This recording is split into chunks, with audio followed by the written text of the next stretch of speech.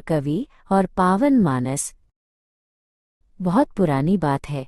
अयोध्या की पवित्र धरती पर सरयू नदी के किनारे एक संत रहते थे। उनका नाम था तुलसीदास। उनके हृदय में एक ही लगन थी, भगवान श्री राम की कथा को सरल भाषा में लिखना, ताकि वो हर घर तक पहुंच सके। लेकिन तुलसीदास जी बहुत विनम्र थे। वे सोचते थे कि प्रभु की महिमा इतनी बड़ी है और वे स्वयं इतने छोटे, तो वे इसे कैसे लिख पाएंगे। लिखने से पहले तुलसीदास जी ने अपने मन से अहंकार को पूरी तरह निकाल दिया। उन्होंने सोचा, यदि मैं ये सोचूंगा कि मैं लिख रहा हूँ तो ये कार्य कभी पूरा नहीं होगा। उन्होंने माना कि जो कुछ भी अच्छा है वो ईश्वर की देन है।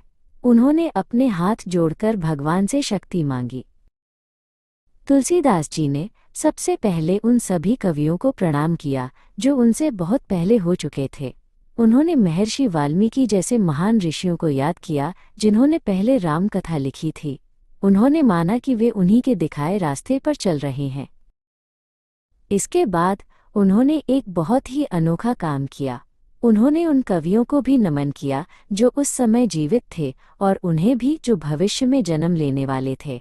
तुलसीदास जी का मानना था कि हर युग में कविता के माध्यम से ईश्वर की स्तुति करने वाला हर व्यक्ति सम्मान के योग्य है।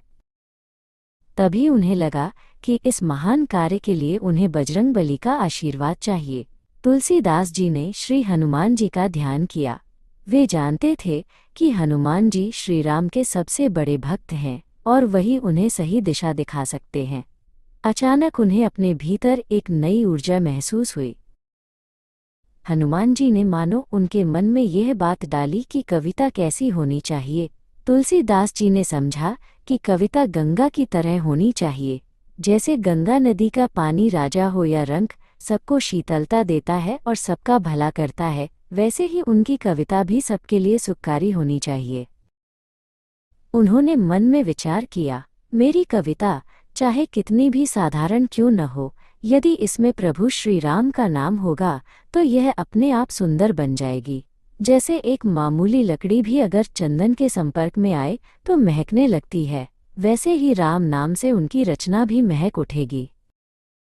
अब तुलसीदास जी ने लिखना शुरू किया। उन्होंने सबसे पहले मंगलाचरण लिखा, जिसमें उन्होंने सबका कल्याण चाहा। उनके मन में किसी के प्रति द्वेष नहीं था, बस सबके लिए प्रेम और आदर था।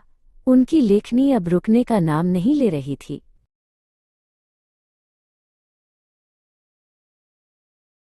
धीरे धीरे रामचरितमानस के पन्ने भरने लगे। ये कोई साधारण पुस्तक नहीं बन रही थी, बल्कि इसमें तुलसीदास जी की विनम्रता और भक्ति की खुशबू बस गई थी। उन्होंने दिखाया कि जब हम खुद को छोटा मानकर ईश्वर को बड़ा मानते हैं, तभी हमसे बड़े काम होते हैं।